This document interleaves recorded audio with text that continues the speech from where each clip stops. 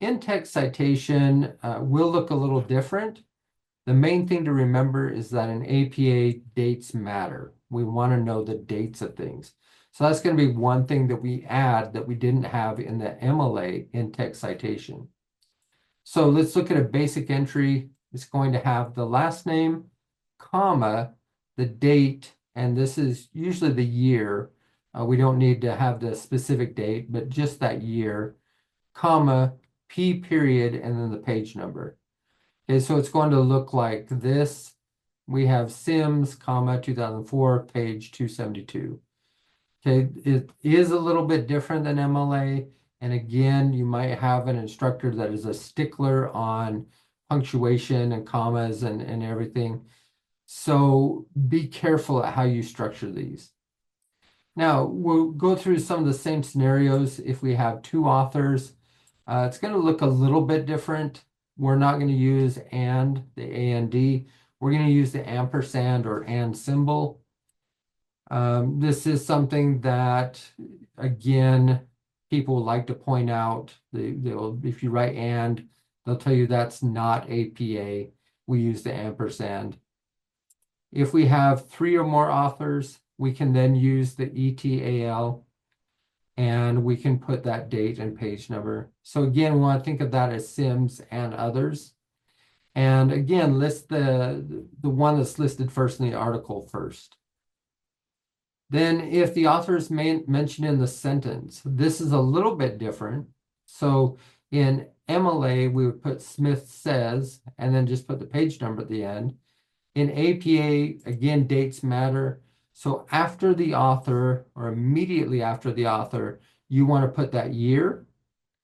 And then, and you can see that I've formatted this one correctly, Sims and others say, and then all we need is that page number at the end. Now, I believe on the OWL, when they're talking about paraphrasing, they leave that page number off a lot. But we can see why that would be so important if we had a longer document to know what page that information came from.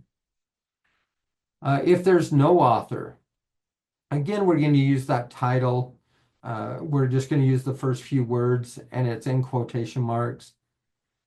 Again, question the source. If you don't have an author, we want to question whether we should be using that source or not. So what does this look like in an actual essay? We can see in this paragraph, again, we have pretty much the same source. And we look at Dr. Jane Trustworthy. Immediately after the author, I'm going to include that year. I'm going to include the quote, and at the end, I'm going to put the page number. Just with all sources, I'm going to comment afterwards so that in-text citation really shows where Jane Trustworthy ends and you begin. So they help differentiate between you and the sources. That's not such a big deal when we're quoting because we have those ending quotation marks. But in paraphrase, it can be really confusing as to what is source and what is you.